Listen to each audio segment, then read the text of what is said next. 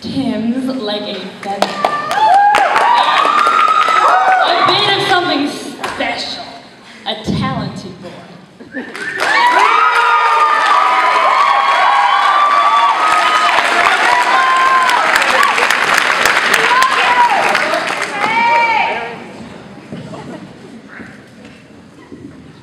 Happy birthday tomorrow, Angela.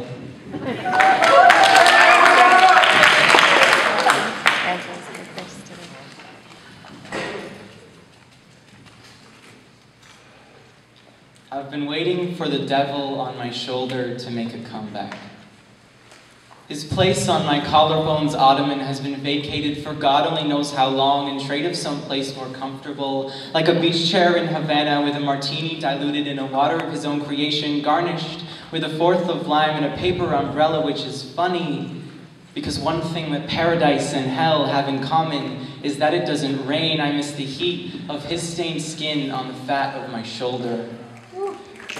I miss his $80 belts, black pearl rings, Armani comb-over, first-class tickets to the ends of my toes, just to trip me in spite. The way he would shoot golf balls through my guilt, shoot polo through my grief, and invest stock in the very likely chance that I would do exactly as he whispered in my ear to do. You talk about insider trading. Try having your conscience play the numbers game against you with eyes like dollar signs. He'll outsource all the work that needs doing in my brain to my groin, from my heart to my ego, because he knows that the workers there, well, they work for cheap. And all of the houses in the neighborhoods on the ends of my ribs and in between the threads of my muscles are foreclosing faster than Caesar in the springtime, but I'll bail out my beach bum shoulder buddy because life without him is as uncertain as the exchange rate.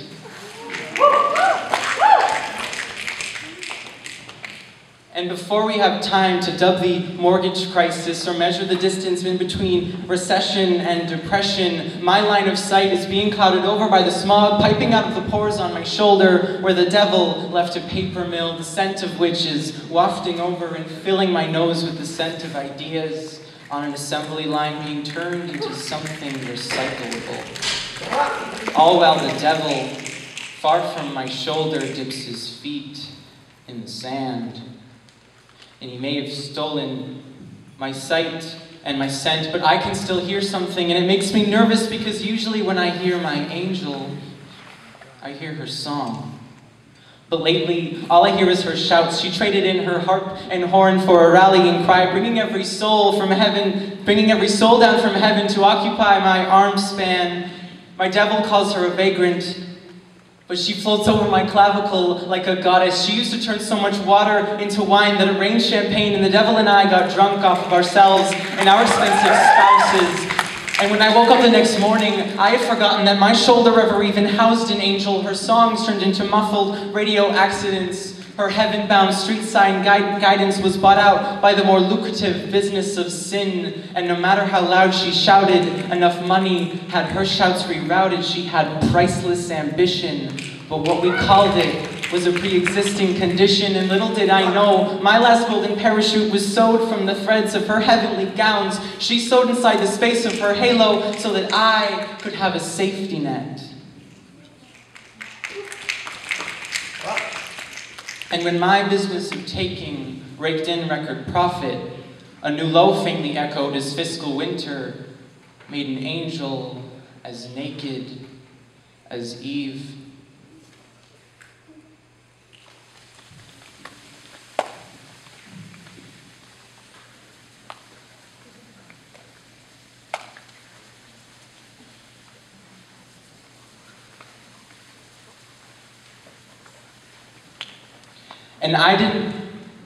But I was content because I didn't have to worry about what I could, because I no longer had to care about what I no longer swore was there, and that I couldn't see from my corner office vantage point. But now that my senses are failing, all I can hear is my angel wailing, and I'll hold on tight to my ears, tight like gridlock, like Carnegie Steel, like the minimum wage, until I can hear every note of her song again. And with such powerful magnets on both ends of my shoulders, even the most oriented moral compass can become indecisive. So maybe it's time I took a step in my own direction, swung a for sale sign over my back, because sometimes markets are only as bad as I make them, and I have been waiting way too long for my devil to make a comeback.